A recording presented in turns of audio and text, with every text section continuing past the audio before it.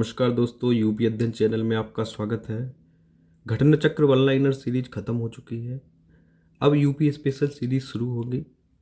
इस सीरीज का जो पहला क्वेश्चन है वो है, शेखा झील पक्षी अभ्यारण्य को रामसर साइट घोषित कर दिया गया है। 22 अप्रैल 2026 को उत्तर प्रदेश के अलीगढ़ में स्थित जो शेखा झील पक्षी अभ्यारण्य उसको 99वां भारत का 99वां रामसर साइट घोषित कर दिया गया है। अब उत्तर प्रदेश में कुल 12 रामसर स्थल हो गए हैं। ठीक है, तो अन्य 11 रामसर स्थल कौन से हैं? पटना पक्षी विहार जो कि एटा में है, नवाबगंज पक्षी अभ्यारण्य उन्नाव का, पार्वती अर्गा पक्षी अभ्यारण्य गोंडा का, समन पक्षी अभ्यारण्य मैनपुरी, समसपुर पक्षी अभ्यारण्य रायबरेली, सरसई नावर झील इटावा, सांडी पक्षी अभ्यारण्य हरदोई, सुर सरोवर आगरा, बखीरा पक्षी अभ्यारण्य संत कबीरनगर, ऊपरी गंगा नदी बुलंदशहर, हैदरपुर आर्द्रभूमि मुजफ्फरनगर। ठीक है, टाटा मोटर्स लखनऊ प्लांट से 10 लाखवां वाणिज्यिक वाहन का शुभारंभ किया गया है। 15 अप्रैल 2026 को मुख्यमंत्री योगी आदित्यनाथ ने लखनऊ में जो टाटा मोटर्स प्लांट है उससे जो 10 लाखवां वाणिज्यिक वाहन को हरी झंडी दिखाकर रवाना किया। यह उपलब्धि भारत में शून्य उत्सर्जन या जीरो इमिशन आधारित स्वच्छ सार्वजनिक परिवहन की दिशा में एक महत्वपूर्ण मील का पत्थर है। अगला पॉइंट है, उत्तर प्रदेश में सारस सर्किट विकास योजना। ठीक है, मार्च 2026 में उत्तर प्रदेश सरकार ने सारस क्रेन के संरक्षण और इको टूरिज्म को बढ़ावा देने के लिए सारस सर्किट विकसित करने की घोषणा की है। सारस क्रेन उत्तर प्रदेश का राजकीय पक्षी है, याद रखना। यह विश्व का सबसे ऊंचा उड़ने वाला पक्षी भी है। इस योजना के अंतर्गत मैनपुरी जिले के किथुआ, सहस, कुल्ला जरावा, सोज और समन क्षेत्रों को शामिल किया गया है। इटावा जिले के सरसई नावर और परौली रामायण क्षेत्र को भी इस सर्किट का हिस्सा बनाया गया है। इस योजना का क्रियान्वयन कौन करेगा? तो वन विभाग और उत्तर प्रदेश इको टूरिज्म विकास बोर्ड। ठीक है, उत्तर प्रदेश इको टूरिज्म विकास बोर्ड। अगला पॉइंट है, लखनऊ को उत्तर प्रदेश का पहला जीरो फ्रेश वेस्ट डंप शहर घोषित किया गया है। इंपॉर्टेंट, याद रखना, पहला जीरो फ्रेश वेस्ट डंप। जनवरी 2026 में लखनऊ ने नगरीय ठोस अपशिष्ट का 100% वैज्ञानिक संस्करण कर स्वच्छ भारत मिशन शहरी के तहत राज्य का पहला जीरो फ्रेश वेस्ट डंप शहर बनने का दर्जा प्राप्त किया है। यह उपलब्धि 700 मैट्रिक टन प्रतिदिन टीपीडी क्षमता वाले जो सिवरी ठोस अपशिष्ट प्रबंधन संयंत्र के संचालन के साथ संभव हुई है। कौन सा? सिवरी ठोस अपशिष्ट प्रबंधन संयंत्र। अगली हेडिंग है, Uttar Pradesh safe mobility programme. अप्रैल 2026 में उत्तर प्रदेश सरकार ने महिला सशक्तिकरण के लिए सेफ मोबिलिटी प्रोग्राम की शुरुआत की है। इसका उद्देश्य क्या है? सुरक्षित परिवहन और रोजगार सृजन। ठीक है, सुरक्षित परिवहन और रोजगार सृजन। इस योजना के तहत जो स्वयं सहायता समूह सेल्फ हेल्प ग्रुप्स की महिलाओं को ई रिक्शा चालक के रूप में प्रशिक्षण दिया जाएगा ताकि महिलाओं और लड़कियों के लिए सुरक्षित और सुलभ परिवहन उपलब्ध हो सके। जो प्रारंभिक चरण है इसमें लगभग 1000 e rickshaw self help group महिलाओं को उपलब्ध कराए जाएंगे। इस कार्यक्रम की शुरुआत कहाँ से की जाएगी? अयोध्या, गोरखपुर, वाराणसी, कौशाम्बी और झांसी जिलों में की गई है, जिसे आगे अन्य क्षेत्रों में भी विस्तारित किया जाएगा। यह योजना डेवलपमेंट अल्टरनेटिव्स के तकनीकी सहयोग से उत्तर प्रदेश राज्य ग्रामीण आजीविका मिशन के अंतर्गत लागू की जा रही है। अगली हेडिंग है, आईआईटी कानपुर द्वारा सूर्य के चुंबकीय क्षेत्र का 3D मानचित्रण किया गया। किसने किया है 3D मानचित्रण सूर्य के चुंबकीय क्षेत्र का? तो आईआईटी कानपुर द्वारा। जनवरी 2026 में आईआईटी कानपुर के शोधकर्ताओं ने 30 वर्षों के उपग्रह आंकड़ों को एक उन्नत संगणकीय मॉडल में समेकित कर सूर्य के आंतरिक और अदृश्य चुंबकीय क्षेत्र का प्रथम 3D मानचित्रण तैयार किया है, मतलब 3D मैप तैयार किया है। ठीक है, शोधकर्ताओं ने एक उन्नत 3D डायनेमो मॉडल विकसित किया है जो 3 दशकों के सौर चुंबकीय आंकड़ों को एकीकृत करता है। इस मॉडल के माध्यम से सूर्य की आंतरिक चुंबकीय संरचना का अधिक स्पष्ट और विस्तृत अध्ययन किया जाएगा। आपको इंपॉर्टेंट याद रखना है कि जो सूर्य का चुंबकीय क्षेत्र का 3D मानचित्रण किसने किया है? IIT कानपुर ने किया है। ठीक है,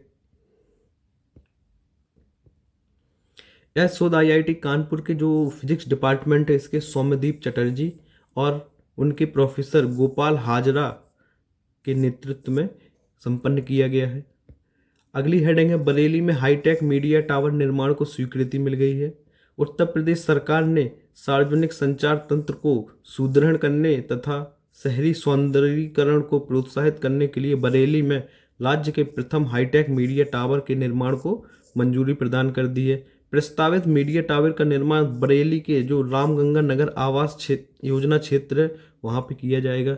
इस योजना को बरेली विकास प्राधिकरण BDA बरेली डेवलपमेंट अथॉरिटी द्वारा लागू किया जाएगा। यह राज्य का पहला मीडिया टावर होगा। कौन सा? यह यूपी का पहला मीडिया टावर होगा, जिससे बरेली उन्नत डिजिटल डिस्प्ले अवसंरचना अपनाने वाला अग्रणी शहर बन जाएगा। कौन सा? बरेली क्या बन जाएगा? उन्नत डिजिटल डिस्प्ले अवसंरचना अपनाने वाला अग्रणी शहर बन जाएगा। इस टावर की अनुमानित ऊंचाई कितनी है? तो 11 मीटर होगी तथा इसमें 8 मीटर का एक घुमावदार या कर्व LED डिस्प्ले एरिया स्थापित किया जाएगा। इस योजना में सिंगापुर के जो गार्डन्स बाय द वे से प्रेरित आधुनिक LED प्रकाश तकनीकी का प्रयोग किया जाएगा। कौन सा? सिंगापुर की जो LED प्रकाश तकनीकी है उसका प्रयोग किया जाएगा। उत्तर प्रदेश का पहला आर्थिक सर्वेक्षण 2025-26 प्रस्तुत किया गया है। उत्तर प्रदेश सरकार ने राज्य विधानमंडल में अपना पहला आर्थिक सर्वेक्षण 2025-26 प्रस्तुत किया है। इस सर्वेक्षण में निवेश प्रेरित विकास, मजबूत अवसंरचना, क्षेत्रीय विस्तार और नीतिगत सुधारों पर विशेष बल दिया गया है। इसका उद्देश्य देश के सर्वाधिक जनसंख्या वाले राज्य को $1 ट्रिलियन की अर्थव्यवस्था में परिवर्तित करना है। उत्तर प्रदेश की आबकारी निर्यात नीति इंपॉर्टेंट है। आबकारी निर्यात नीति 2026 से 2029 कब? 2026 से 2029 के लिए मंजूरी प्रदान कर दी गई है। फरवरी 2026 में उत्तर प्रदेश सरकार ने 2026-27 से 28-29 तक के लिए एक विशेष आबकारी निर्यात नीति को मंजूरी प्रदान की है। इसके साथ ही उत्तर प्रदेश देश का पहला राज्य बन गया है जिसने आबकारी क्षेत्र हेतु अलग निर्यात केंद्रित नीति लागू की है। ठीक है, उत्तर प्रदेश में state health systems resource centre state health system resource centre UP का उद्घाटन किया है। उत्तर प्रदेश सरकार ने स्वास्थ्य सेवाओं की डिलीवरी को सुदृढ़ करने के उद्देश्य से state health systems resource centre की स्थापना की है। यह पहल राज्य के विकसित उत्तर प्रदेश 2047 विजन है उसके अनुरूप की गई है। यह केंद्र संजय गांधी स्नातकोत्तर आयुर्विज्ञान संस्थान SGPGIMS लखनऊ के अस्पताल प्रशासनिक विभाग यानी कि department of hospital administration DOHO में स्थापित किया गया है। राष्ट्रीय सांख्यिकी प्रणाली प्रशिक्षण अकादमी NSSTA का 18वां स्थापना दिवस सांख्यिकी और कार्यक्रम कार्यान्वयन मंत्रालय यानी कि MOSPI के तहत NSSTA ने यानी कि राष्ट्रीय सांख्यिकी प्रणाली प्रशिक्षण अकादमी ने ग्रेटर नोएडा में अपना 18वां स्थापना दिवस का आयोजन किया है। इस वर्ष की थीम क्या रही है? तो थीम थी reimagining capacity building for official statics to achieve the vision of Viksit Bharat @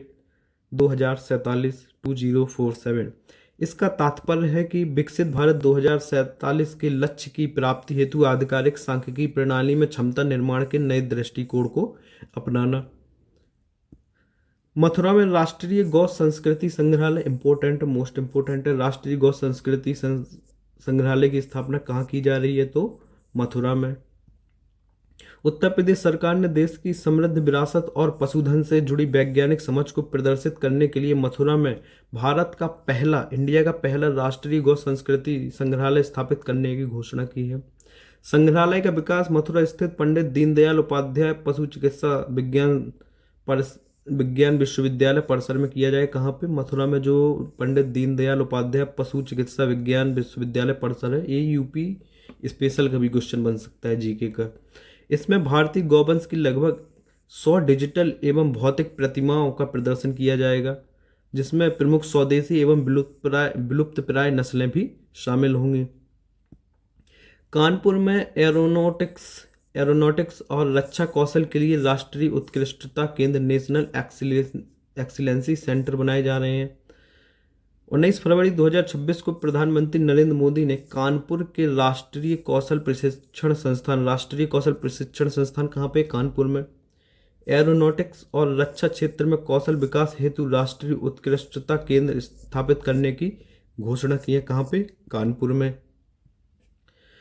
यह केंद्र एरोनॉटिक्स, MRO यानी कि मेंटेनेंस, रिपेयर और ओवरऑल एयरपोर्ट संचालन तथा रक्षा विनिर्माण यानी कि डिफेंस मैन्युफैक्चरिंग जैसे क्षेत्रों में उच्च स्तरीय प्रशिक्षण यानी कि ट्रेनिंग उपलब्ध कराएगा। यह पहल भारत और फ्रांस के बीच, किसके बीच? भारत और फ्रांस के बीच द्विपक्षीय सहयोग पर आधारित है। इस केंद्र की जो स्थापना है कौशल विकास एवं उद्यमिता मंत्रालय, कौन सी मिनिस्ट्री है? कौशल विकास और उद्यमिता मंत्रालय की PM सेतु योजना है, इसके तहत की गई है। ठीक है। 60,000 करोड़ रुपए के प्रावधान वाली इस योजना का जो उद्देश्य क्या है? लगभग 1,000 ITI संस्थानों को उद्योग की आवश्यकताओं के अनुरूप आधुनिक बनाना। यानी कि जो ITI हैं, 1000 ITI हैं, 1000, उनमें ऐसा ट्रेनिंग या प्रशिक्षण दी जाएगी ताकि वो किसी अगर उद्योग में काम करने के लिए जाएं तो कर सकें। क्योंकि हमारे यहाँ पे जो ITI जो कॉलेज हैं केवल नाम के हैं, उनको सही से ना तो वहाँ पे इंफ्रास्ट्रक्चर होता है, मशीनें होती हैं। अगर वो इसलिए वो ITI से पास आउट होने के बाद भी अगर यहाँ तक कि BTech का भी यही हाल है कि ये किसी भी कंपनी में जाते हैं तो उनके पास कोई भी स्किल नहीं होती है। तो इसी उद्देश्य के लिए यह योजना लागू की गई है। उत्तर प्रदेश राज्य डेटा सेंटर प्राधिकरण, इम्पोर्टेंट है, उत्तर प्रदेश राज्य डेटा सेंटर प्राधिकरण का गठन किया गया है। उत्तर प्रदेश सरकार ने मुख्यमंत्री योगी आदित्यनाथ के नेतृत्व में राज्य डेटा सेंटर प्राधिकरण स्थापित करने की घोषणा की है। इसके साथ ही राज्य को डेटा सेंटर, आर्टिफिशियल इंटेलिजेंस तथा अन्य उभरती तकनीकों के प्रमुख हब के रूप में विकसित करने की दिशा में नई नीतियां प्रस्तुत की गई हैं। इस प्राधिकरण का उद्देश्य क्या होगा? तो डेटा प्रबंधन व्यवस्था को मजबूत करना, विभागीय आंकड़ों का समन्वय स्थापित करना तथा प्रमाण आधारित नीति निर्माण को प्रोत्साहित करना। ठीक है। उत्तर प्रदेश में सेमीकंडक्टर परियोजना एवं अवसंरचना विकास पहल। 21 फरवरी 2026 को प्रधानमंत्री नरेंद्र मोदी ने वर्चुअल माध्यम से उत्तर प्रदेश में HCL फॉक्सकॉन सेमीकंडक्टर यूनिट, ठीक है, इंपॉर्टेंट है, HCL और फॉक्सकॉन सेमीकंडक्टर यूनिट का शिलान्यास किया। 22 फरवरी 2026 को दिल्ली मेरठ नमो भारत कॉरिडोर तथा शेष खंडों और मेरठ मेट्रो का भी उद्घाटन किया है। तो HCL फॉक्सकॉन सेमीकंडक्टर यूनिट और दिल्ली मेरठ नमो भारत कॉरिडोर, ठीक है, याद रखना। मुख्यमंत्री योगी आदित्यनाथ के सिंगापुर दौरे के बाद उत्तर प्रदेश में निवेश के नए अवसर, ये हेडिंग है। तो इसके अंतर्गत क्या है? मुख्यमंत्री योगी आदित्यनाथ के सिंगापुर दौरे के उपरांत राज्य को करीब 1 लाख करोड़ रुपए के निवेश प्रस्ताव, कितने? 1 लाख करोड़ रुपए के निवेश प्रस्ताव प्राप्त हुए हैं। कुल निवेश प्रस्तावों का अनुमानित मूल्य लगभग 1 लाख करोड़ रुपए है। इनमें से लगभग 60,000 करोड़ रुपए के MOUs इन्वेस्ट यूपी के माध्यम से औपचारिक रूप से संपन्न हो गए हैं। यानी कि निवेश प्रस्ताव 1 लाख करोड़ के प्राप्त हुए, लेकिन MOU मात्र 60,000 करोड़ रुपए के ही हुए हैं। ठीक है। मुख्यमंत्री योगी आदित्यनाथ की जापान यात्रा के दौरान उत्तर प्रदेश में निवेश समझौते। अभी हाल ही में मुख्यमंत्री योगी आदित्यनाथ ने जापान की ये भी यात्रा की, तो उसी से संबंधित न्यूज है। उत्तर प्रदेश सरकार ने जापानी कंपनियों के साथ लगभग 11,000 करोड़ रुपए के निवेश समझौतों पर हस्ताक्षर कर दिए हैं। प्रारंभिक स्तर पर 11,000 करोड़ रुपए के निवेश का आश्वासन प्राप्त हुआ, जिसका लक्ष्य क्या है? औद्योगिक गतिविधियों को गति देना है। इन समझौतों में कुबोटा कॉरपोरेशन, कौन सा? Kubota corporation, Minda corporation, Japan aviation electronics industry जैसी प्रमुख कंपनियां सहभागी हैं। अगला पॉइंट है, मिर्जापुर में पूर्वांचल का पहला एयॉर्न प्रोसेसिंग प्लांट स्थापित किया जाएगा। ठीक है। उत्तर प्रदेश के जो मिर्जापुर जिले के में पूर्वांचल का पहला एयॉर्न प्रोसेसिंग प्लांट स्थापित करने की योजना बनाई गई है। इस संयंत्र का उद्देश्य कालीन उद्योग को स्थानीय स्तर पर संसाधित धागे की सुचारू उपलब्धता, यानी जो कालीन उद्योग है उसको स्थानीय स्तर पर ही जो प्रोसेस्ड जो धागा है वो प्राप्त हो जाए, जिससे बाहरी राज्यों पर इसकी निर्भरता कम हो जाएगी। यह परियोजना पीपीपी मॉडल के तहत विकसित की जाएगी। बरेली हवाई अड्डा ग्राहक संतुष्टि सर्वेक्षण में उत्कृष्ट प्रदर्शन किया है। किसने? बरेली हवाई अड्डे ने। तो बरेली हवाई अड्डे ने एयरपोर्ट अथॉरिटी ऑफ इंडिया के ग्राहक संतुष्टि सर्वेक्षण में उत्तर प्रदेश में पहला, यूपी में पहला और राष्ट्रीय स्तर पर 7वां स्थान प्राप्त किया है। राष्ट्रीय स्तर पर 62 हवाई अड्डों में से 7वां स्थान प्राप्त हुआ है। इस सर्वेक्षण में जो भोपाल का राजा भोज हवाई अड्डा और खजुराहो हवाई अड्डा एवं औरंगाबाद हवाई अड्डा संयुक्त रूप से पहले स्थान पर रहे। पहले स्थान पर कौन रहा है? एक भोपाल का, खजुराहो का और औरंगाबाद का। ठीक है। और जो हमारा बरेली का है उसको 7वां और यूपी में पहला स्थान प्राप्त हुआ है। मूल्यांकन चेक इन प्रक्रिया, सुरक्षा व्यवस्था, स्वच्छता, संकेत व्यवस्था, कर्मचारियों के व्यवहार, यात्री सुविधाओं सहित 30 से अधिक मानकों के आधार पर यह सर्वेक्षण तैयार किया गया था। वर्ष 2025 में पर्यटन के क्षेत्र में उत्तर प्रदेश की अग्रणी स्थिति। पर्यटन मंत्रालय के आंकड़ों के अनुसार 2025 में उत्तर प्रदेश घरेलू पर्यटन के मामले में देश का सबसे अधिक पसंद किया जाने वाला राज्य बनकर उभरा है। घरेलू पर्यटकों की दृष्टि से राज्य ने पहला स्थान प्राप्त किया है। घरेलू पर्यटकों की दृष्टि से राज्य ने पहला स्थान प्राप्त किया है, बल्कि विदेशी पर्यटकों के मामले में उत्तर प्रदेश चौथे स्थान पर रहा है। 2025 में पहले स्थान पर क्यों रहा है? क्योंकि कुंभ मेला था। ठीक है। तो लगभग 60 करोड़ से भी ज़्यादा, यानी 67 करोड़ से भी ज़्यादा लोग यहाँ पे गए हुए थे, तो इसलिए यूपी घरेलू पर्यटकों में पहले स्थान पे है। बाराबंकी की नवाचारक छात्रा को प्रधानमंत्री राष्ट्रीय बाल पुरस्कार मिला है। किसको? पूजा पाल को। केवल यही याद रखोगे, यही पूछा जाएगा, लेकिन इसके अंतर्गत भी पढ़ लीजिए। उत्तर प्रदेश के बाराबंकी की 17 वर्षीय छात्रा को किसानों के स्वास्थ्य सुरक्षा हेतु विकसित तकनीकी नवाचार के लिए प्रधानमंत्री बाल राष्ट्रीय पुरस्कार से चयनित किया गया है। पूजा पाल ग्राम अगेहरा, जो कि बाराबंकी का एक गांव है, वहाँ की रहने वाली है। किसके लिए मिला है? किसानों के स्वास्थ्य सुरक्षा हेतु विकसित तकनीकी के लिए। किसानों की हेल्थ से रिलेटेड एक इन्होंने तकनीकी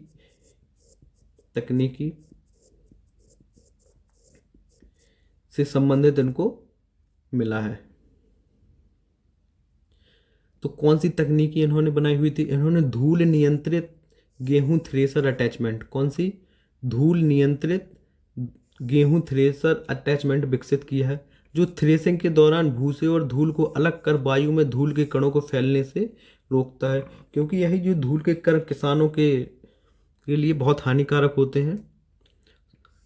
पूजा पाल का चयन जापान के Sakura science high school program के लिए भी हो गया है। जापान के कौन से? Sakura science high school program के लिए भी इनका चयन हो गया है। ग्रेटर नोएडा में एआई क्लिनिक की स्थापना। जनवरी 2026 में उत्तर प्रदेश के ग्रेटर नोएडा स्थित government institute of medical sciences GIMS में देश का पहला सरकारी अस्पताल आधारित एआई क्लिनिक प्रारंभ किया गया है। इस क्लिनिक का मुख्य उद्देश्य एआई तकनीकी और जेनेटिक स्क्रीनिंग के माध्यम से लोगों की पहचान को अधिक सटीक बनाना है। अगला है वाराणसी में राष्ट्रीय वॉलीबॉल प्रतियोगिता का शुभारंभ किया गया है। प्रधानमंत्री नरेंद्र मोदी ने वर्चुअल माध्यम से वाराणसी में 72वीं राष्ट्रीय वॉलीबॉल प्रतियोगिता का उद्घाटन किया है। इसमें देश भर के 28 राज्यों की टीमों ने भाग लेकर इसमें व्यापक भागीदारी अपनी सुनिश्चित की है। लखनऊ में ब्रेल पुस्तकालय की स्थापना की गई। कहाँ पे ब्रेल पुस्तकालय की हाल ही में स्थापना की गई है? लखनऊ में। उत्तर प्रदेश के लखनऊ में स्थित डॉक्टर शकुंतला मिश्रा राष्ट्रीय पुनर्वास विश्वविद्यालय DSMNRU में राज्य के पहले विश्वविद्यालय स्तरीय ब्रेल पुस्तकालय का शुभारंभ किया गया है। इस पुस्तकालय का उद्घाटन लुई ब्रेल की जयंती के अवसर पर किया गया है। यह सुविधा विश्वविद्यालय के स्वामी विवेकानंद केंद्रीय पुस्तकालय की पहली मंजिल पर विकसित की गई है। पुस्तकालय में नेशनल एजुकेशन पॉलिसी के अनुरूप 54 स्नातक एवं स्नातकोत्तर पाठ्यक्रमों से संबंधित लगभग 4000 से अधिक ब्रेल पुस्तकों का संग्रह उपलब्ध है। डीरेगुलेशन 1.0 रिपोर्ट में उत्तर प्रदेश की अग्रणी स्थिति। जनवरी 2026 में जारी केंद्र सरकार की डीरेगुलेशन 1.0 रिपोर्ट में उत्तर प्रदेश को राज्यों के बीच प्रथम स्थान प्रदान किया गया है। कौन सा? डीरेगुलेशन 1.0 में यूपी प्रथम स्थान पे है। इस पहल का लक्ष्य नियामक ढांचे को सरल बनाकर प्रक्रियाओं को अधिक प्रभावी और पारदर्शी बनाना है। उद्देश्य क्या है? तो इसका उद्देश्य व्यावसायिक गतिविधियों को आसान बनाना और निवेशकों के लिए अनुकूल वातावरण का निर्माण करना, ताकि जो उनकी अनुपालन सरल हो, लोग उत्तर प्रदेश में आसानी से निवेश कर सकें, उत्तर प्रदेश में मैन्युफैक्चरिंग बढ़े, क्योंकि यूपी का जो लक्ष्य भी तो है $1 ट्रिलियन की इकोनॉमी बनना, बिना इंडस्ट्री के तो नहीं बन सकते हैं। तो इसीलिए डीरेगुलेशन 1.0 में बेहतर काम किया है और यूपी को प्रथम स्थान प्राप्त हुआ है।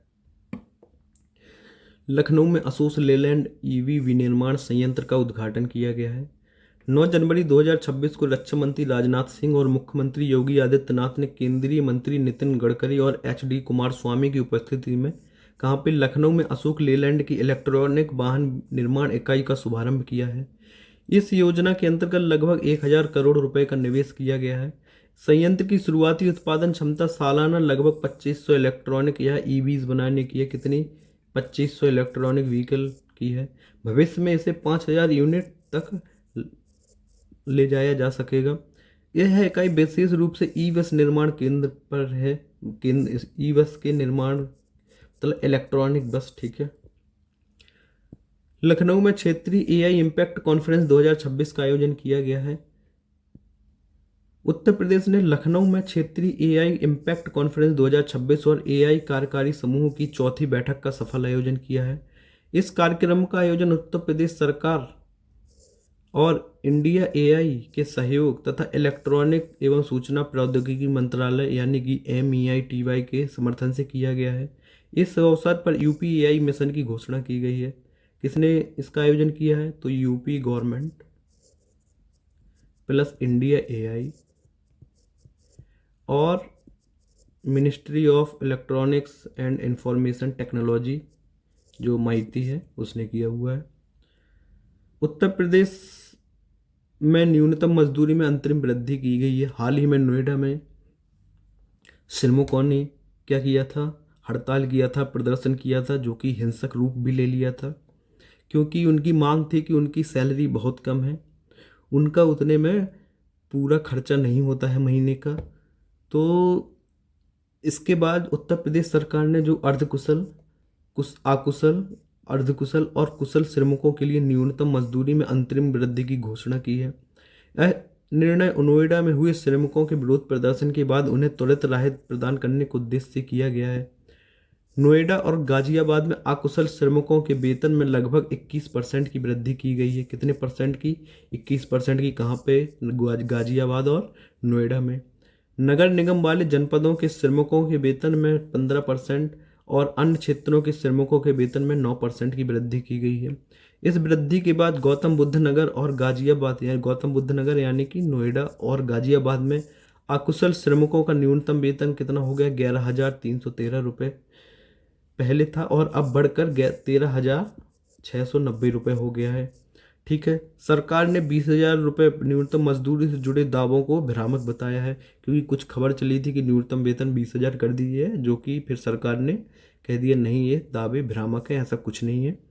मजदूरी के व्यापक और संरचित संशोधन के हेतु शीघ्र ही वेतन बोर्ड यानी कि वेज बोर्ड का गठन किया जाएगा, ऐसा गवर्नमेंट ने कहा है। IIT कानपुर द्वारा स्कॉर्प रोबोट का विकास किया गया है। IIT कानपुर के वैज्ञानिकों ने स्कॉर्प नामक एक उन्नत रोबोटिक प्लेटफॉर्म प्रस्तुत किया है, जो भारत का पहला स्वदेशी 4 पैरों वाला मोबाइल मैनिपुलेटर रोबोट है। स्कॉर्प एक आधुनिक रोबोट है जिसमें रोबोट डॉग जैसी गतिशीलता और रोबोटिक भुजा यानी कि रोबोटिक आर्म की कार्य क्षमता को एक साथ समाहित किया गया है। इस तकनीकी का विकास एक्सटेरा रोबोटिक्स नामक एक भारतीय स्टार्टअप ने किया हुआ है, जो IIT कानपुर के सहयोग से किया गया है। किसने इसका विकास किया है? तो एक्सटेरा नामक एक स्टार्टअप है, उसने किया है। स्कॉर्प नामक एक रोबोट बनाया गया है जो कि रोबोट डॉग जैसा है। किसने किया है? IIT कानपुर द्वारा। नदी डॉल्फिन आकलन सर्वेक्षण की शुरुआत की गई है जनवरी 2026 में। पर्यावरण वन एवं जलवायु परिवर्तन मंत्रालय ने नदी और मुहाना क्षेत्र डॉल्फिन के दूसरे व्यापक आकलन की शुरुआत उत्तर प्रदेश के बिजनौर से की है। कहाँ से की है? बिजनौर से। कौन सा है सर्वेक्षण? दूसरा है। इस सर्वेक्षण का उद्देश्य डॉल्फिन की संख्या, इनका वितरण, इनके आवास की स्थिति और खतरों से संबंधित नवीन वैज्ञानिक आंकड़े को एकत्रित करना है। इस आकलन का समन्वय भारतीय वन्यजीव संस्थान यानी कि WII देहरादून द्वारा राज्य वन विभागों तथा WWF इंडिया आरण्यक और wild life trust of India के सहयोग से किया जा रहा है। WII किसके सहयोग से कर रहा है? राज्य वन विभाग, WWF इंडिया और wild life trust of India. ठीक है। पहले चरण में बिजनौर से गंगा सागर तक गंगा नदी के मुख्य प्रवाह और सिंधु नदी को इसमें शामिल किया गया। कौन सा? गंगा नदी और सिंधु नदी को। और जो दूसरी स्टेज होगी उसमें ब्रह्मपुत्र नदी, गंगा की अन्य जो सहायक नदियां हैं और सुंदरवन डेल्टा प्लस उड़ीसा तट को भी इसमें कवर किया जाएगा। सरदार वल्लभ भाई पटेल रोजगार एवं औद्योगिक क्षेत्र योजना। उत्तर प्रदेश सरकार द्वारा राज्य में रोजगार सृजन और औद्योगिक विकास को बढ़ावा देने के उद्देश्य से सरदार वल्लभ भाई पटेल रोजगार एवं औद्योगिक क्षेत्र योजना की घोषणा की गई है। इसका मुख्य उद्देश्य रोजगार के नए अवसर उत्पन्न करना और औद्योगिक यानी कि MSME गतिविधियों को गति देना है ताकि अधिक से अधिक रोजगार को उत्पन्न किया जा सके। 86वां अखिल भारतीय पीठासीन अधिकारी सम्मेलन आयोजित कहाँ किया गया है? तो ये लखनऊ में किया गया है। कहाँ पे? लखनऊ। जनवरी 2026 में लखनऊ में 86वें अखिल भारतीय पीठासीन अधिकारी सम्मेलन AIPOC का आयोजन किया गया है। यह सम्मेलन उत्तर प्रदेश विधानसभा भवन लखनऊ में आयोजित किया गया है। इस कार्यक्रम का उद्घाटन राज्यपाल जो है हमारी कौन है? आनंदीबेन पटेल द्वारा किया गया है। इस सम्मेलन के 3 प्रमुख विषय थे। कौन से? विधायी प्रक्रियाओं में तकनीकी का उपयोग, विधायकों की क्षमता वृद्धि, जनता के प्रति विधायिकाओं की जवाबदेही। यूपी सरकार और नेस्कॉम के बीच कौशल विकास समझौता हुआ है। जनवरी 2026 में उत्तर प्रदेश सरकार ने युवाओं के डिजिटल और तकनीकी कौशल को उन्नत बनाने के लिए नेस्कॉम के साथ एक महत्वपूर्ण समझौता किया है। इसका उद्देश्य युवाओं को उभरती तकनीकियों में प्रशिक्षित कर उन्हें रोजगार के लिए तैयार करना है। इस पहल को फ्यूचर स्किल्स प्राइम प्लेटफॉर्म के जरिए लागू किया जाएगा। फेडरेटेड इंटेलिजेंस हैकाथॉन का आयोजन। राष्ट्रीय स्वास्थ्य प्राधिकरण यानी कि NHA नेशनल हेल्थ अथॉरिटी ने IIT कानपुर और ICMR NIR DHDS के माध्यम से फेडरेटेड इंटेलिजेंस हैकाथॉन का सफल संचालन किया है। यह पहल इंडिया AI इम्पैक्ट समिट 2026 से पूर्व आयोजित की गई। इसका उद्देश्य स्वास्थ्य क्षेत्र में उन्नत AI समाधानों को बढ़ावा देना है। फिरोजाबाद में ग्लास म्यूजियम की स्थापना की गई है। मोस्ट इंपोर्टेंट क्वेश्चन है। उत्तर प्रदेश के फिरोजाबाद में देश का पहला विशेष ग्लास म्यूजियम विकसित किया जा रहा है जो अपनी कांच उद्योग परंपरा के लिए प्रसिद्ध है। इस म्यूजियम का उद्देश्य क्या है? तो कांच और चूड़ी निर्माण से जुड़ी स्थानीय विरासत को संरक्षित करना और उसे प्रदर्शित करना। इस परियोजना को उत्तर प्रदेश पर्यटन विभाग द्वारा संचालित किया जा रहा है। इसके निर्माण पर लगभग 47 करोड़ रुपए की लागत का अनुमान लगाया गया है। वन डिस्ट्रिक्ट वन कुजीन योजना का शुभारंभ। उत्तर प्रदेश दिवस 2026 के मौके पर राज्य सरकार ने वन डिस्ट्रिक्ट वन कुजीन का आयोजन कार्यक्रम की शुरुआत की है। इस योजना का उद्घाटन केंद्रीय गृह मंत्री अमित शाह ने योगी आदित्यनाथ की मौजूदगी में किया है। इसका लक्ष्य प्रत्येक जिले के विशिष्ट पारंपरिक व्यंजन को चिन्हित कर उसका संरक्षण एवं प्रसार करना है। उत्तर प्रदेश में संपत्ति पंजीकरण हेतु आधार प्रमाणीकरण अनिवार्य कर दिया गया है। उत्तर प्रदेश सरकार ने प्रॉपर्टी रजिस्ट्रेशन प्रक्रिया को अधिक सुरक्षित और पारदर्शी बनाने के लिए आधार आधारित सत्यापन को अनिवार्य कर दिया है। यह व्यवस्था 1 फरवरी 2026 से सभी उपपंजीयक कार्यालयों में लागू की जाएगी। अब संपत्ति लेन देन से जुड़े खरीदार, विक्रेता और गवाहों की पहचान आधार के माध्यम से ही की जाएगी। ठीक है। उत्तर प्रदेश में संपत्ति पंजीकरण हेतु आधार का प्रमाणीकरण अनिवार्य कर दिया गया है। ठीक है, अनिवार्य। उत्तर प्रदेश में HPV टीकाकरण अभियान की शुरुआत। उत्तर प्रदेश ने सर्वाइकल कैंसर की रोकथाम के लिए भारत सरकार के राष्ट्रीय अभियान के तहत HPV ह्यूमन पेप्लोमा वायरस के टीकाकरण अभियान शुरू किया है। यह अभियान 3 माह तक कैंपेन मोड में संचालित किया जाएगा और चरणबद्ध तरीके से पूरे राज्य को कवर करेगा। यह टीकाकरण मुख्य रूप से 14 वर्ष से आयु वर्ग की बालिकाओं के लिए है। पहला है अपशिष्ट जल प्रबंधन में उत्तर प्रदेश की प्रगति, इससे संबंधित है। तो उत्तर प्रदेश ने सीवेज प्रबंधन के क्षेत्र में उल्लेखनीय सुधार करते हुए कुल उत्पन्न अवशिष्ट जल के लगभग 85% के उपचार की क्षमता हासिल कर ली है। जो उत्पन्न अपशिष्ट जल है उसका लगभग 80% जो जल है हम उसको ट्रीट कर लेते हैं। राज्य ने वर्ष 2030 तक उपचारित जल के 50% पुनः उपयोग का लक्ष्य निर्धारित किया है। स्टेट ने कौन सा लक्ष्य निर्धारित किया है कि यह 2030 तक जो उपचारित जल है उसका 50% पुनः उपयोग यानी रीयूज करने का लक्ष्य रखा है। 85% क्या कर लेता है, ट्रीट कर लेता है, और 85% जो ट्रीट करता है उसका भी जो 50% हम उसको रीयूज करेंगे। इसके साथ ही 2035 तक 100% पुनः चक्रण सुनिश्चित करने के लिए नीतिगत प्रयास किए जा रहे हैं। तो क्या होगा, 2035 तक जो 100% रिसाइकिल कर लेंगे हम। ठीक है, अगला है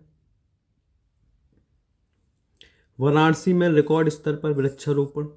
वाराणसी के सुजावाद डोमरी क्षेत्र में, कहाँ पे, सुजावाद डोमरी क्षेत्र में आयोजित वृक्षारोपण अभियान में 1 घंटे के भीतर लगभग कितने 2,51,446 पौधे लगाकर गिनीज वर्ल्ड रिकॉर्ड बनाया है। इसमें 27 प्रकार के देसी प्रजातियों के पौधे लगाए गए हैं, जिनमें सागौन, शीशम, अर्जुन, बांस के साथ साथ कुछ फलदार जो फल देने वाले वृक्ष हैं और औषधीय पौधे भी लगाए गए हैं। अगला है उत्तर प्रदेश में गौशालाओं में बायोगैस प्लांट लगाने की योजनाएं। उत्तर प्रदेश गवर्नमेंट गौशाला बनाई हुई है गांव-गांव में, या फिर 2-3 गांवों को एक साथ मिलाकर। तो उत्तर प्रदेश सरकार ने राज्य की 300 से अधिक गौशालाओं में बायोगैस प्लांट स्थापित करने की दिशा में कार्य कर रही है। गवर्नमेंट क्या करेगी, अब जो गौशाला है वहाँ पे गाय तो है ही, तो वहाँ पे गोबर भी है, तो वहीं पे क्या करेगा, ये बायोगैस प्लांट लगाएगा। ठीक है, स्कीम आती रहती हैं, मैं इस पे नहीं बोलूँगा कि गौशालाओं की क्या दशा है, लेकिन हाँ जानते आप सभी लोग हैं। लखनऊ में रणनीतिक संचार पर सेना का सम्मेलन। क्या है, लखनऊ में रणनीतिक संचार पर सेना का सम्मेलन। भारतीय सेना की मध्य कमान ने 17 मार्च 2026 को लखनऊ में फर्स्ट अपने टाइप का है रणनीतिक संचार सम्मेलन का आयोजन किया है। इस कार्यक्रम का आयोजन लखनऊ कैंट क्षेत्र के जो सूर्य ऑडिटोरियम है वहाँ पर किया गया है। सम्मेलन में उभरते संचार क्षेत्र में भविष्य की तैयारियों के लिए क्षमता के तौर पर रणनीतिक संचार का संस्थागत, इस विषय पर कौन सा विषय था, उभरते संचार क्षेत्र में भविष्य की तैयारियों के लिए क्षमता के तौर पर रणनीतिक संचार का संस्थागत विषय पर सत्र का आयोजन किया गया है। उत्तर प्रदेश में बाराबंकी और बहराइच 4 लेन हाईवे परियोजना को मंजूरी मिल गई है। कौन सी, बाराबंकी से बहराइच तक क्या होगा, 4 लेन। ठीक है, आर्थिक मामलों के मंत्रिमंडलीय समिति ने उत्तर प्रदेश में 6969.04 करोड़ रुपए की लागत से 101.515 किलोमीटर लंबी 4 लाइन हाईवे परियोजना को मंजूरी दे दी है। यह राजमार्ग बाराबंकी को बहराइच से जोड़ेगा। इस हाईवे का निर्माण एक्सेस कंट्रोल्ड यानी कि प्रवेश नियंत्रित के रूप में किया जाएगा, जिससे यातायात सुगम और तेज होगा। मान लीजिए ये हाईवे गुजर रहा है तो हर जगह से कट नहीं मिलेंगे। ठीक है, कि आप हर 5 किलोमीटर में कट है, तो ऐसा नहीं होगा। इसमें एक्सेस कंट्रोल मिलेगा यानी प्रवेश नियंत्रित होगा। अगर यहाँ पे कंट्रोल है तो केवल यहीं से आप अंदर जा सकते हैं, हो सकता है फिर सीधा 20 किलोमीटर बाद ही आपको प्रवेश मिले। ठीक है, यह परियोजना हाइब्रिड एन्युटी मॉडल यानी कि HAM के एक PPP मॉडल का टाइप है। ठीक है, कौन सा, हाइब्रिड एन्युटी मोड, ठीक है, या मॉडल। अगला है जल जीवन मिशन 2.0 के तहत उत्तर प्रदेश के साथ सुधार आधारित समझौता ज्ञापन, ठीक है। ग्रामीण पेयजल शासन को सुदृढ़ करने के उद्देश्य से जल जीवन मिशन 2.0 के अंतर्गत उत्तर प्रदेश राज्य के साथ एक सुधार आधारित समझौता ज्ञापन यानी कि MOU पर हस्ताक्षर साइन किए गए हैं। जल जीवन मिशन 2.0 को केंद्रीय मंत्रिमंडल द्वारा 10 मार्च 2026 को स्वीकृति प्रदान की गई है। कब प्रदान की गई है? 10 मार्च 2026 को। कौन सा? जल जीवन मिशन 2.0। इस मिशन का मुख्य उद्देश्य क्या है? इसका उद्देश्य संरचनात्मक सुधारों के माध्यम से सुनिश्चित सेवा वितरण, जवाबदेही और दीर्घकालिक स्थिरता पर काम करना है। उत्तर प्रदेश में निवेश मित्र 3.0 पोर्टल का शुभारंभ किया गया है। किस पोर्टल का शुभारंभ किया है? निवेश मित्र 3.0। उत्तर प्रदेश सरकार ने राज्य में व्यावसायिक वातावरण को सरल और निवेश अनुकूल बनाने के लिए निवेश मित्र 3.0 पोर्टल लॉन्च किया है, ठीक है। मुख्यमंत्री योगी आदित्यनाथ ने 24 मार्च 2026 को लखनऊ के लोक भवन में इस डिजिटल प्लेटफॉर्म का उद्घाटन किया है। यह पोर्टल सिंगल विंडो प्रणाली के रूप में कार्य करता है। कौन सा? सिंगल विंडो, मतलब एक ही ऐप या पोर्टल पर सारी सुविधाएं मिल जाएंगी, आपको भटकना नहीं पड़ेगा। किसको? उद्यमियों को। उद्यमियों को विभिन्न अनुमति और स्वीकृतियों के लिए एक ही स्थान पर प्राप्त हो जाएंगी।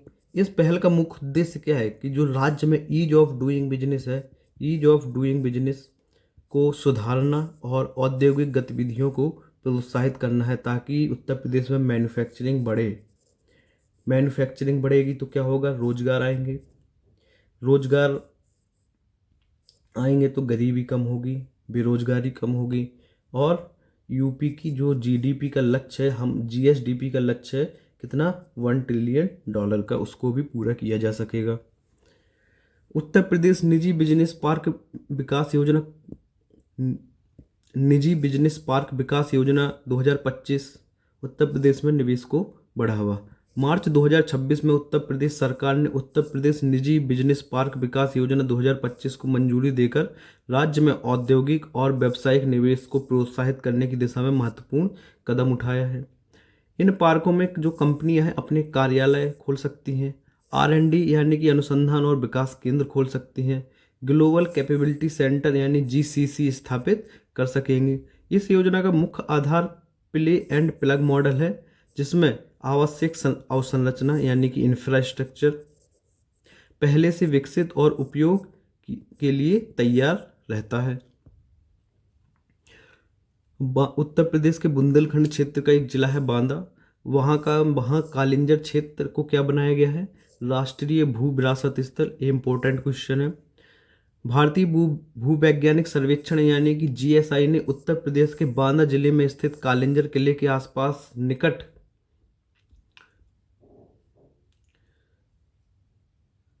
जो एपार्कियन अनकन्फर्मिटी है उसको राष्ट्रीय भू विरासत स्थल के रूप में मान्यता दी है। क्या है? एपार्कियन अनकन्फॉर्मिटी, इसको क्या मान्यता दी है?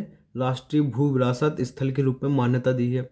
इस क्षेत्र को यह दर्जा इसकी विशिष्ट और दुर्लभ भूवैज्ञानिक संरचना एपार्कियन अनकन्फॉर्मिटी के कारण प्राप्त हुआ है। कालिंजर किला बुंदेलखंड क्षेत्र का एक प्रसिद्ध किला है जो उत्तर प्रदेश के बांदा जिले में है और ऐतिहासिक रूप से बहुत महत्वपूर्ण है। आपको याद होगा यहीं पे कुतुबुद्दीन ऐबक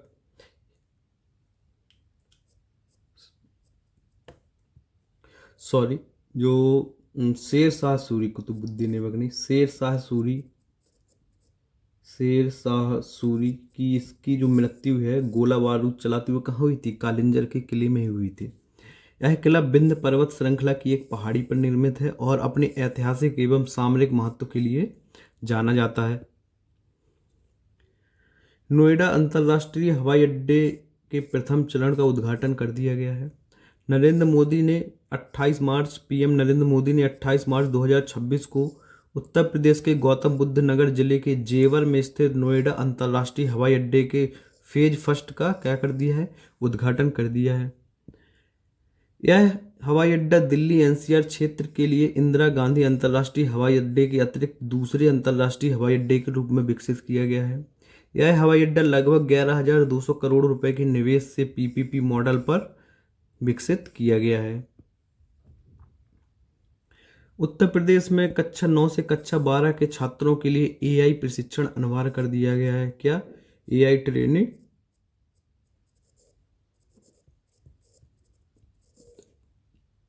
अनिवार्य कर दिया गया है। उत्तर प्रदेश सरकार ने कक्षा 9 से कक्षा 12 तक के छात्रों के लिए व्यावसायिक विद्यालयों में कृत्रिम बुद्धिमत्ता यानी कि आर्टिफिशियल इंटेलिजेंस प्रशिक्षण को अनिवार्य बनाने का निर्णय लिया है। यह पहल सरकारी माध्यमिक विद्यालयों और सहायता प्राप्त माध्यमिक विद्यालयों में व्यावसायिक शिक्षा के अंतर्गत लागू की जाएगी। इसका उद्देश्य क्या है? इसका उद्देश्य है कि छात्रों को एआई के व्यावहारिक उपयोग से परिचित कराना और उन्हें तकनीकी के मूल सिद्धांतों की समझ प्रदान करना है। यह निर्णय प्रोजेक्ट प्रवीण, किस प्रोजेक्ट के अंतर्गत? प्रोजेक्ट प्रवीण के तहत अध्ययनरत छात्रों पर लागू होगा, जो राज्य के लगभग 1200 से अधिक सरकारी और सहायता प्राप्त विद्यालयों में विभिन्न ट्रेडों में प्रशिक्षण प्राप्त कर रहे हैं। इस पहल के तहत एआई फॉर ऑल पाठ्यक्रम को सभी नामांकित छात्रों के लिए अनिवार्य किया जाएगा। इस पहल के तहत एआई फॉर ऑल जो पाठ्यक्रम है वो सभी नामांकित, जितने भी नॉमिनेट मतलब इसमें नामांकित छात्र हैं सभी के लिए अनिवार्य किया जाएगा। वित्तीय वर्ष 2026-27 से सभी छात्र और प्रशिक्षकों के लिए 4 घंटे का एक विशेष एआई मॉड्यूल अनिवार्य रूप से लागू किया जाएगा। ठीक है, 4 घंटे का एक विशेष एआई मॉड्यूल होगा, वो सभी पर लागू होगा अनिवार्य रूप से। किसके ऊपर? छात्रों के ऊपर और प्रशिक्षकों के ऊपर। अगला यूपी स्पेशल करंट अफेयर्स है। क्या है? सीसीएसयू मेरठ में एआई आधारित उच्च शिक्षा पायलट पहल की शुरुआत हो गई है। सीसीएसयू यानी कि चौधरी चरण सिंह विश्वविद्यालय जो कि मेरठ में है, इसमें देश की पहली कौन सी फर्स्ट एआई सक्षम राज्य विश्वविद्यालय पायलट परियोजना शुरू की गई है। इम्पोर्टेंट है। यह पहल कौशल विकास और उद्यमिता मंत्रालय यानी कि ministry of skill development and entrepreneurship जो मिनिस्ट्री है उसने शुरू की है। प्लस इसमें गूगल क्लाउड और सीसीएसयू यानी कि चौधरी चरण सिंह विश्वविद्यालय के संयुक्त सहयोग से लागू की गई है। इसका जो मुख्य उद्देश्य है वह है एआई और क्लाउड तकनीकी के उपयोग से उच्च और व्यावसायिक शिक्षा प्रणाली को अधिक आधुनिक और प्रभावी बनाना है। लखनऊ में उत्तर प्रदेश फार्मा कॉन्क्लेव 1.0 का आयोजन किया गया है। कहाँ पे किया गया है? उत्तर प्रदेश फार्मा कॉन्क्लेव 1.0 का आयोजन कहाँ किया गया है? तो ये लखनऊ में केवल हो सकता है, इतना ही क्वेश्चन बन जाए। तो उत्तर प्रदेश की राजधानी लखनऊ में उत्तर प्रदेश फार्मा कॉन्क्लेव 1.0 का सफल आयोजन किया गया है। इस आयोजन का उद्देश्य है कि राज्य में फार्मास्यूटिकल्स क्षेत्र में निवेश को प्रोत्साहित करना और औद्योगिक विकास यानी कि इंडस्ट्रियल डेवलपमेंट को बढ़ावा देना है। उत्तर प्रदेश सरकार निवेशकों को SSS यानी कि सेफ्टी, सुरक्षा, स्टेबिलिटी, स्थिरता और स्पीड गति की इसकी पूर्ण गारंटी प्रदान कर दी है। कौन सा 3S? कौन से? सेफ्टी 3S है, सेफ्टी, स्टेबिलिटी और स्पीड। इसको याद रखना है। क्या है? ललितपुर में हब एंड स्पोक मॉडल पर विकसित किया जा रहा कौन सा वल्क ड्रग फार्मा पार्क कहाँ पे है? ललितपुर में विकसित किया जा रहा है। यह राज्य के औद्योगिक ढांचे को मजबूत कर रहा है। फिर से एक UP special current affairs question कौन सा है? ये है उत्तर प्रदेश में सारस क्रेन संरक्षण, सारस क्रेन जो कि शायद पहले पढ़ चुके हैं फर्स्ट पार्ट में, इसके सकारात्मक परिणाम देखने को मिले हैं। कौन से? उत्तर प्रदेश में सारस क्रेन की आबादी में पिछले एक वर्ष में पिछली शीतकालीन गणना की तुलना में लगभग 634 यानी कि 3.1% की वृद्धि की गई है। वृद्धि की गई कितनी? 3.1%, जो कि होता है 634 सारस क्रेनों में वृद्धि हुई है।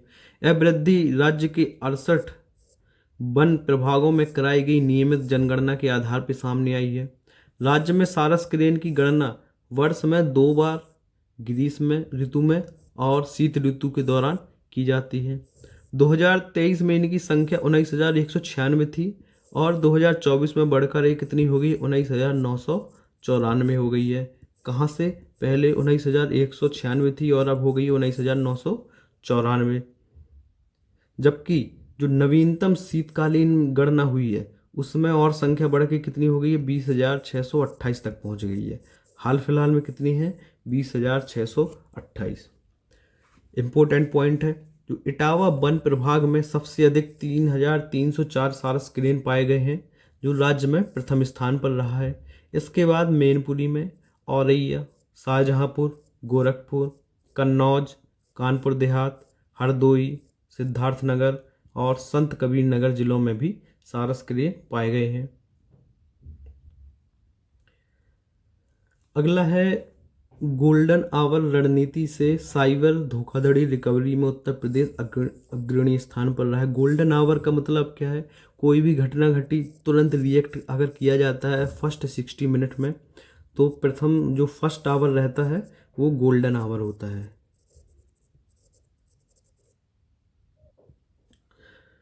उत्तर प्रदेश ने साइबर धोखाधड़ी मामलों में त्वरित कार्रवाई और गोल्डन आवर में रणनीति को अपनाते हुए उत्तर प्रदेश ने तीसरा लियन प्रतिशत के मामले में उत्तर प्रदेश ने तीसरा स्थान प्राप्त किया है। National cyber crime reporting portal के अनुसार राज्य में 29,715 शिकायतों में कुल 138.32 करोड़ रुपए की वित्तीय हानि दर्ज की गई है। इस श्रेणी में दादरा एवं नगर हवेली और दमन दीव पहले स्थान पर रहे हैं, हरियाणा दूसरे स्थान पर रहे हैं और उत्तर प्रदेश तीसरे स्थान पर रहा है। अयोध्या विश्वविद्यालय ने विकसित की 56 कद्दू की नई किस्म। 56 कद्दू की नई किस्म किसने विकसित की है, तो ये अयोध्या विश्वविद्यालय ने विकसित की है। आचार्य नरेंद्र देव कृषि एवं प्रौद्योगिकी विश्वविद्यालय अयोध्या के वैज्ञानिकों ने 56 कद्दू की एक नई किस्म, उन्नत किस्म तैयार की है। यह किस्म वेजिटेबल साइंस विभाग द्वारा विकसित की गई है। इसे स्टेट वैरायटी रिलीज कमेटी से स्वीकृति भी मिल चुकी है। यह पूर्वांचल क्षेत्र में प्रमुख फसल के रूप में प्रचलित किया जाएगा। कहाँ पे, पूर्वांचल क्षेत्र में। अपराध नियंत्रण में एआई का उपयोग हो रहा है और उत्तर प्रदेश पुलिस की यक्ष ऐप इसी के लिए एक पहल है। उत्तर प्रदेश पुलिस ने अपराधियों की पहचान और गिरफ्तारी को अधिक प्रभावी बनाने के लिए एआई आधारित तकनीकों को अपनाया है। अयोध्या जिले की रुदौली क्षेत्र में यक्ष ऐप को एक नवाचार के रूप में लागू किया जाएगा और यह ऐप एआई के आधार पर काम करेगा और अपराध नियंत्रण में सहायता देगा। ग्रेटर नोएडा में उत्तर भारत की पहली सेमीकंडक्टर इकाई का शिलान्यास हो गया है। 21 फरवरी 2026 को प्रधानमंत्री नरेंद्र मोदी ने वीडियो कॉन्फ्रेंसिंग के माध्यम से तथा मुख्यमंत्री योगी आदित्यनाथ की उपस्थिति में ग्रेटर नोएडा की यमुना सिटी सेक्टर 28 में उत्तर प्रदेश की पहली और उत्तर भारत की भी यह पहली है सेमीकंडक्टर इकाई का शिलान्यास किया है। यह अत्याधुनिक इकाई यमुना एक्सप्रेसवे औद्योगिक विकास प्राधिकरण यानी कि ईडा, Yamuna expressway industrial development authority, ईडा, कौन सा, Yamuna expressway industrial development authority के क्षेत्र में विकसित की जा रही है। इस परियोजना को इंडिया चिप प्राइवेट लिमिटेड द्वारा स्थापित किया जा रहा है और जो HCL समूह और ताइवान की प्रमुख तकनीकी कंपनी फॉक्सकॉन के बीच एक संयुक्त उद्यम यानी कि ज्वाइंट वेंचर है। यूपी जो गवर्नमेंट है वो सेमीकंडक्टर के विनिर्माण के लिए बहुत ही तत्पर है और इसी के लिए गवर्नमेंट ने एक 48 एकड़ भूमि भी उपलब्ध करवाई है जिससे क्षेत्र में इलेक्ट्रॉनिक्स विनिर्माण को बढ़ावा मिलेगा। अगला है आगरा लखनऊ एक्सप्रेसवे के पास 250 बेड ट्रॉमा सेंटर, एक ट्रॉमा सेंटर बनाया जाएगा। कहाँ पे, आगरा लखनऊ एक्सप्रेसवे के पास। उत्तर प्रदेश के आयुर्विज्ञान विश्वविद्यालय सैफई द्वारा आगरा लखनऊ एक्सप्रेसवे के निकट 250 बेड का लेवल 1 ट्रॉमा सेंटर स्थापित किया जाएगा। प्रस्तावित ट्रॉमा सेंटर का संचालन उत्तर प्रदेश आयुर्विज्ञान विश्वविद्यालय सैफई द्वारा किया जाएगा। मथुरा में देश के पहले मोस्ट इम्पोर्टेंट, राष्ट्रीय गौ संस्कृति संग्रहालय की स्थापना की जाएगी। हाल ही में उत्तर प्रदेश के मथुरा में देश के पहले राष्ट्रीय गौ संस्कृति संग्रहालय की स्थापना करने की घोषणा की गई है। यह संग्रहालय मथुरा स्थित पंडित दीनदयाल उपाध्याय पशु चिकित्सा विज्ञान विश्वविद्यालय एवं गौ अनुसंधान संस्थान परिसर में स्थापित किया जाएगा। कहाँ पे? मथुरा में जो पंडित दीनदयाल उपाध्याय पशु चिकित्सा विज्ञान विश्वविद्यालय एवं गौ अनुसंधान संस्थान परिसर है, वहाँ पे स्थापित किया जाएगा। यह भारत का पहला ऐसा संग्रहालय होगा जो गौ संस्कृति को राष्ट्रीय स्तर पर प्रदर्शित करेगा और संरक्षित करेगा। इस परियोजना के क्रियान्वयन की जिम्मेदारी दी गई है किसे? तो उत्तर प्रदेश व्रज तीर्थ विकास परिषद को इसकी क्रियान्वयन की जिम्मेदारी सौंपी गई है। SIRF रैंकिंग में KNIT सुल्तानपुर बना शीर्ष सरकारी इंजीनियरिंग कॉलेज। ठीक है। उत्तर प्रदेश के तकनीकी शिक्षा विभाग ने स्टेट इंस्टीट्यूशनल रैंकिंग फ्रेमवर्क के अंतर्गत सरकारी इंजीनियरिंग कॉलेजों की नवीन रैंकिंग जारी की है। इस रैंकिंग में कमला नेहरू प्रौद्योगिकी संस्थान KNIT सुल्तानपुर ने सर्वश्रेष्ठ प्रदर्शन करते हुए प्रथम स्थान प्राप्त किया है। राजकीय इंजीनियरिंग कॉलेज आजमगढ़ 206 अंक के साथ दूसरे स्थान पर और राजकीय इंजीनियरिंग कॉलेज कन्नौज 202 अंकों के साथ तीसरे स्थान पर रहा है। लखनऊ में प्रोटॉन बीम थेरेपी केंद्र की स्थापना की गई है। कौन सा? प्रोटॉन बीम थेरेपी केंद्र की स्थापना लखनऊ में की गई है। प्रदेश की राजधानी लखनऊ के Kalyan Singh super speciality cancer संस्थान में प्रोटॉन बीम थेरेपी केंद्र स्थापित किया जाएगा। प्रोटॉन बीम थेरेपी क्या है? यह एक उन्नत विकिरण उपचार विधि है जिसमें उच्च ऊर्जा प्रोटॉनों का उपयोग कर कैंसर कोशिकाओं को लक्षित किया जाता है। किन कोशिकाओं को? कैंसर कोशिकाओं, यानी कि कैंसर के इलाज के लिए है, से संबंधित है। अगला है चांद खमरिया अभ्यारण्य में काले हिरणों के संरक्षण हेतु नई रणनीति बनाई गई है। प्रयागराज के मेजा क्षेत्र स्थित चांद खमरिया कृष्ण मृग संरक्षण आरक्षित क्षेत्र में काले हिरणों की संख्या बढ़ाने के लिए संरक्षण कार्यों को और सशक्त किया जा रहा है। वन विभाग आचार्य नरेंद्र देव कृषि एवं प्रौद्योगिकी विश्वविद्यालय के सहयोग से इसकी विस्तृत और वैज्ञानिक गणना कराने की योजना बनाई जा रही है। देवगढ़ के महावीर स्वामी अभ्यारण्य में प्रकृति एवं पक्षी महोत्सव का आयोजन किया गया है। देवगढ़ यानी कि ललितपुर स्थित महावीर स्वामी वन्यजीव अभ्यारण्य है, इसमें नेचर एवं वर्ल्ड फेस्टिवल का आयोजन किया गया जिससे पर्यावरण जागरूकता को बढ़ावा मिला है। कौन सा? देवगढ़ के जो जैसे यहाँ पे कौन सा किया गया है?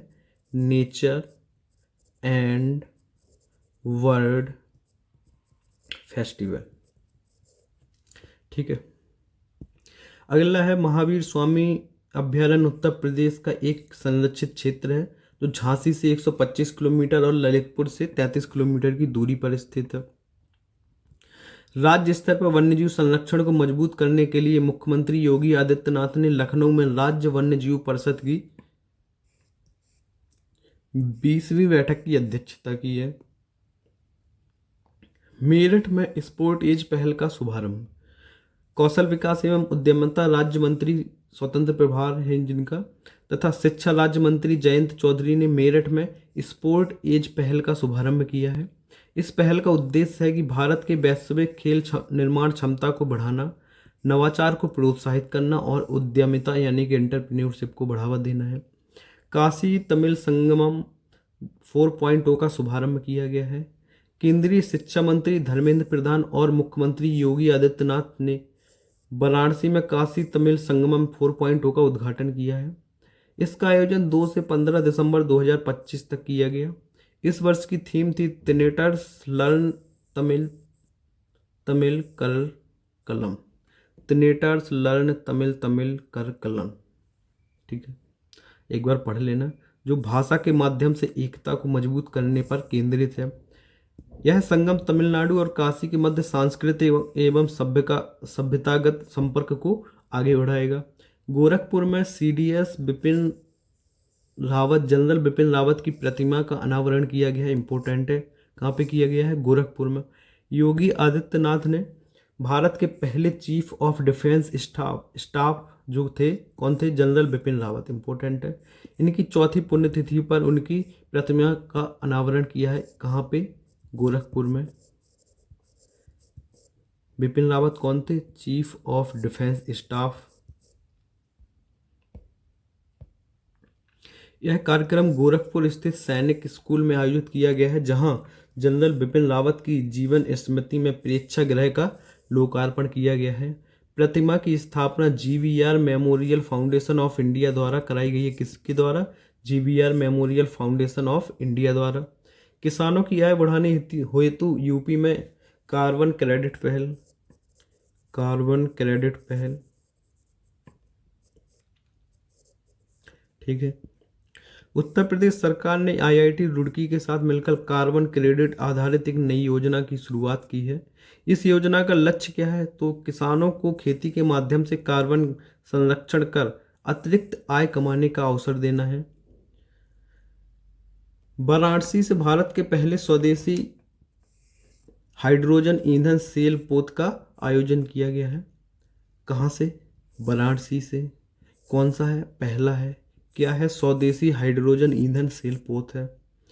केंद्रीय मंत्री सर्बानंद सोनोवाल ने बनारस या वाराणसी के नमो घाट से पहले स्वदेशी हाइड्रोजन ईंधन सेल पोत को हरी झंडी दिखाई है।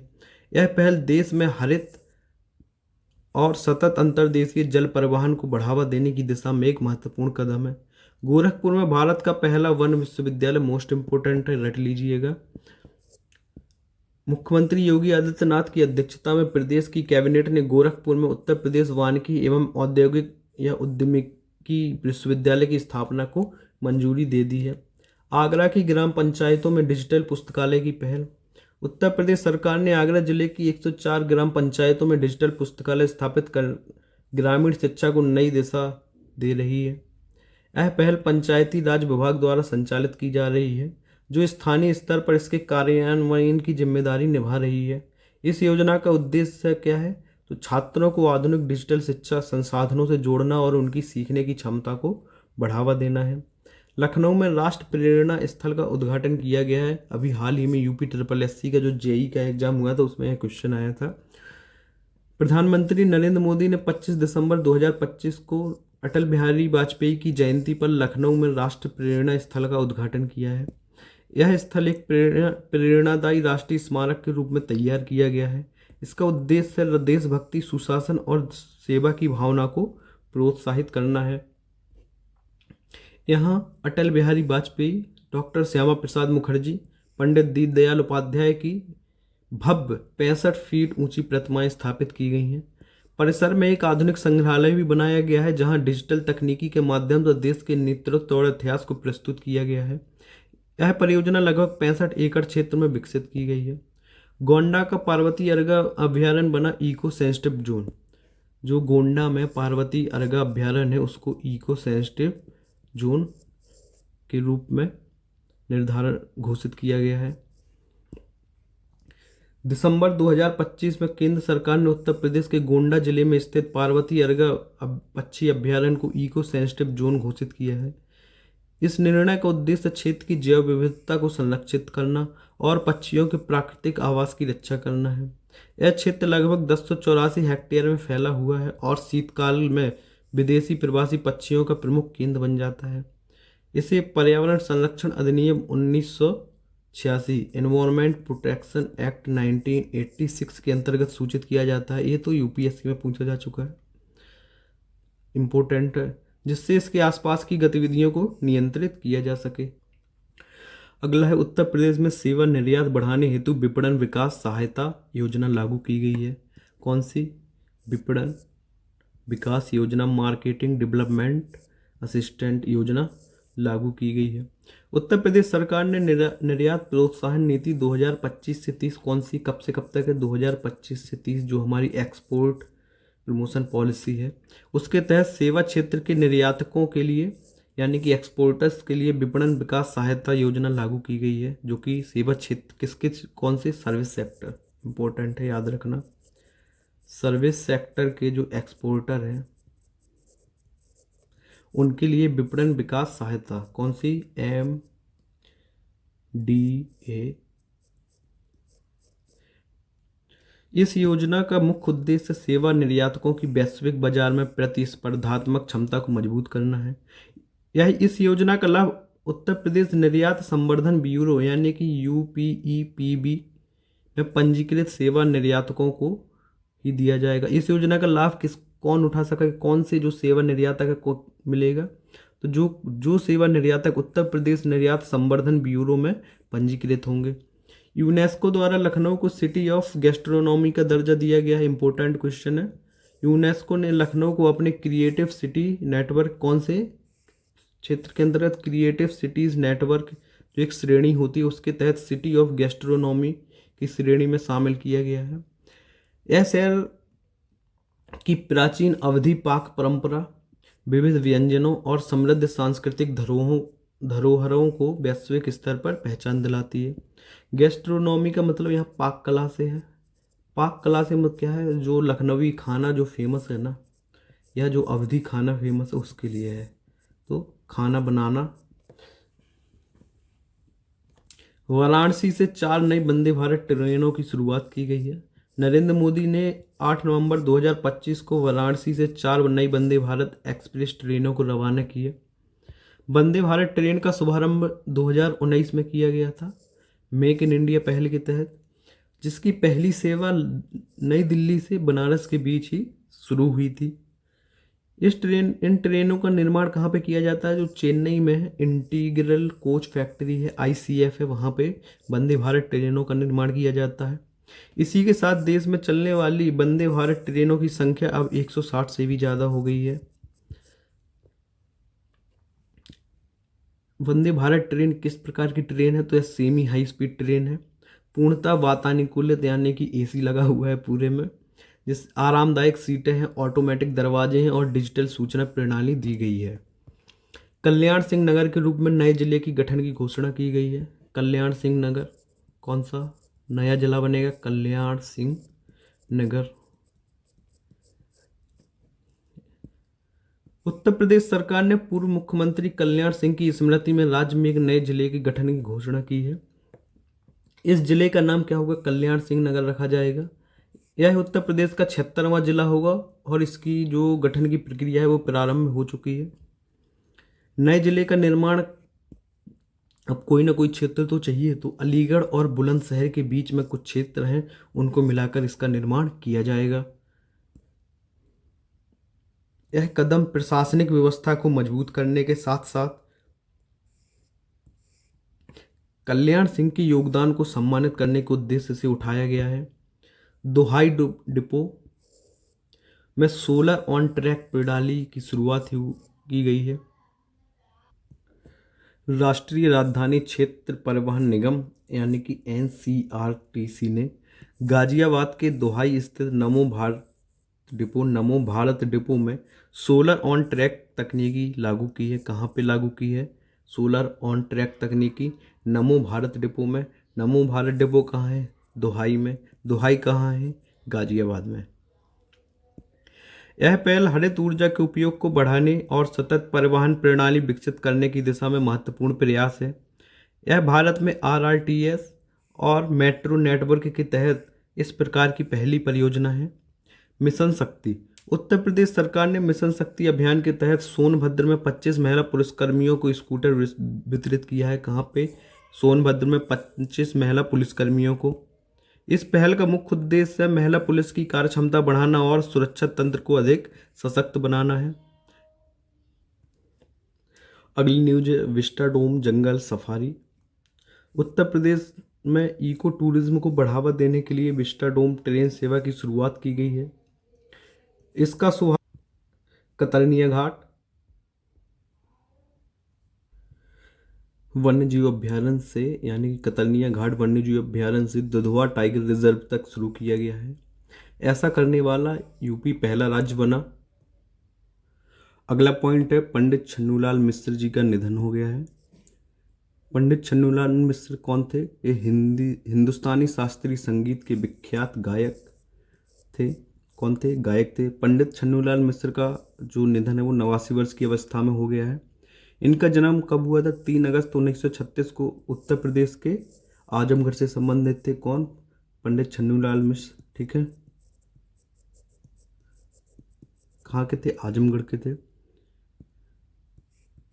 और आजमगढ़ में भी हरिहरपुर जगह से संबंधित थे।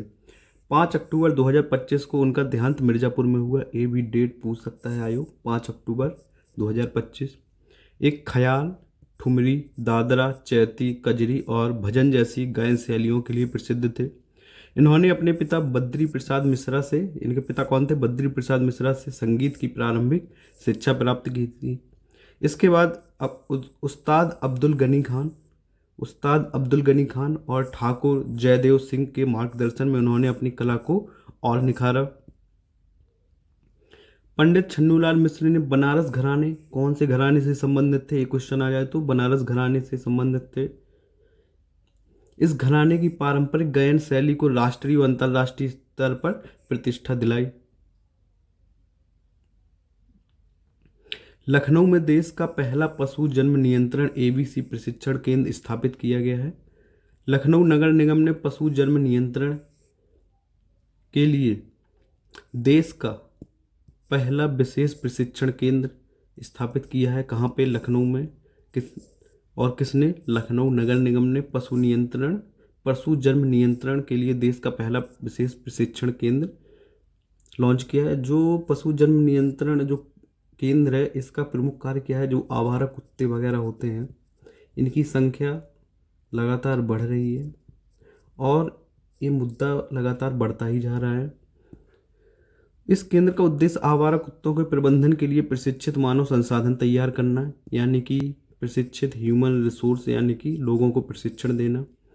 यह संस्थान राष्ट्रीय स्तर पर एबीसी कार्यक्रमों, यानी कि पशु जन्म नियंत्रण कार्यक्रमों के लिए प्रशिक्षण हब के रूप में कार्य करेगा। इस परियोजना को भारतीय पशु कल्याण बोर्ड और उत्तर प्रदेश सरकार के संयुक्त प्रयास से विकसित किया गया है। Human world for animals India के सहयोग से इस पहल को और सशक्त बनाया गया है। अगला है डायरेक्टरेट सीडेड राइट, यानी कि डीएसआर कॉन्क्लेव 2025 का आयोजन। मुख्यमंत्री योगी आदित्यनाथ ने डीएसआर कॉन्क्लेव में वर्ष 2030 तक उत्तर प्रदेश को वैश्विक खाद्य उत्पादन केंद्र बनाने के लक्ष्य को दोहराया है। क्या 2030 तक उत्तर प्रदेश को क्या बनाना है? वैश्विक खाद्य उत्पादन केंद्र, यानी जो खाद्य वस्तु है इनके उत्पादन का केंद्र बनाना है। यह कार्यक्रम अंतर्राष्ट्रीय चावल अनुसंधान संस्थान में आयोजित किया गया, जो दक्षिण एशिया क्षेत्र का प्रमुख केंद्र है। यह पहल राज्य की $1 ट्रिलियन अर्थव्यवस्था के दीर्घकालिक विजन के अनुरूप भी है। मैलानी नानपारा रेल लाइन बनी हेरिटेज रूट। भारतीय रेलवे ने दुधवा राष्ट्रीय उद्यान क्षेत्र से गुजरने वाली Mailani Nanpara meter gauge rail line को हेरिटेज रूट के रूप में घोषित किया है। यह रेल मार्ग 171 किलोमीटर लंबा है और ऐतिहासिक दृष्टि से अत्यंत महत्वपूर्ण भी है। इस रेल खंड पर कुल 16 स्टेशन हैं और 71 पुल स्थित हैं, जबकि मैलानी और नानपारा रेलवे स्टेशन दोहरे गेज की विशेषता रखते हैं। यह पूर्वोत्तर रेलवे की पहली मीटर गेज लाइन है जिसे संरक्षित रखते हुए हेरिटेज का दर्जा प्रदान किया गया है। ऑपरेशन शिकंजा। उत्तर प्रदेश पुलिस के जो आर्थिक अपराध शाखा है, कौन सी आर्थिक अपराध शाखा ने 6 से 11 अक्टूबर 2025 तक ऑपरेशन शिकंजा चलाया है। ऑपरेशन शिकंजा किससे संबंधित है? तो ऑपरेशन शिकंजा है जो आर्थिक अपराधी हैं उनको गिरफ्तारी से संबंधित है, इन पर कड़ी कार्रवाई की जाएगी। आर्थिक अपराधी कौन होते हैं? जिन्होंने रुपयों से संबंधित फ्रॉड किया हो, ठीक है, बैंक घोटाला किया हो, तो वो आर्थिक अपराधी होते हैं। ठीक है, इस अभियान का उद्देश्य क्या होता है? बड़े वित्तीय घोटालों में शामिल लंबे समय से फरार आरोपियों को पकड़ना था। बोदाकी में एकीकृत औद्योगिक टाउनशिप और लॉजिस्टिक हब को मंजूरी दे दी गई है। कहाँ पे? बोदाकी में। तो जो बोदाकी कहाँ पे है? एक ग्रेटर नोएडा में है। तो उत्तर प्रदेश सरकार ने ग्रेटर नोएडा के बोदाकी क्षेत्र में एक एकीकृत औद्योगिक टाउनशिप एवं लॉजिस्टिक हब विकसित करने को मंजूरी दे दी है। उन्नाव में एआई संवर्धित निजी विश्वविद्यालय परिसर का उद्घाटन। कहाँ पे? उन्नाव में एआई संवर्धित निजी विश्वविद्यालय परिसर का उद्घाटन हो गया है। उत्तर प्रदेश सरकार के नेतृत्व में उन्नाव में देश के पहले निजी एआई सक्षम बहुविषयक चंडीगढ़ विश्वविद्यालय परिसर का उद्घाटन किया गया है। कौन से विश्वविद्यालय चंडीगढ़ विश्वविद्यालय परिसर का उद्घाटन कहाँ किया गया है? उन्नाव में किया गया है। यह पहल उच्च शिक्षा के क्षेत्र में तकनीकी नवाचार को बढ़ावा देने की दिशा में एक महत्वपूर्ण कदम है। इस विश्वविद्यालय का लक्ष्य शिक्षा प्रणाली में एआई और आधुनिक तकनीकों का जो मॉडर्न टेक्नोलॉजीज हैं उनको समावेश करना है। लखनऊ को देश का पहला एआई सिटी बनाने की पहल। उत्तर प्रदेश सरकार ने लखनऊ को देश का पहला एआई सिटी, मोस्ट इम्पोर्टेंट है, लखनऊ क्या है? इंडियाज फर्स्ट एआई सिटी के लिए 10,000 करोड़ रुपए से भी अधिक की इन्वेस्ट करने की घोषणा की है या योजना बनाई है। इस पहल का लक्ष्य राज्य में उन्नत एआई आधारित पारिस्थितिकी तंत्र या एआई आधारित इकोसिस्टम स्थापित करना है। इसके तहत 10,000 से अधिक जीपीयू, उन्नत मल्टी मॉडल भाषा मॉडल और एक समर्पित एआई इनोवेशन सेंटर स्थापित किया जाएगा। इसी के साथ ही दोस्तों जो सीरीज हमारी है कौन सी, यूपी स्पेशल करंट अफेयर्स की, वो समाप्त होती है। आप इतना पढ़ लीजिए, 1 घंटे की सीरीज है। एग्जाम के समय आप सेंटर पर जाते हुए भी देख लेंगे तो यूपी से 1 या 2 क्वेश्चन यहीं से आने वाले हैं। यूपी अध्ययन चैनल में को आप ज़रूर सब्सक्राइब करें। Thank you for watching. और अगर आपको यह वीडियो पसंद आता है तो लाइक कीजिए। ये नया चैनल है, इसको ग्रोथ की ज़रूरत होती है। कमेंट करें और सब्सक्राइब तो ज़रूरी करें ताकि आपको ऐसे ही अगले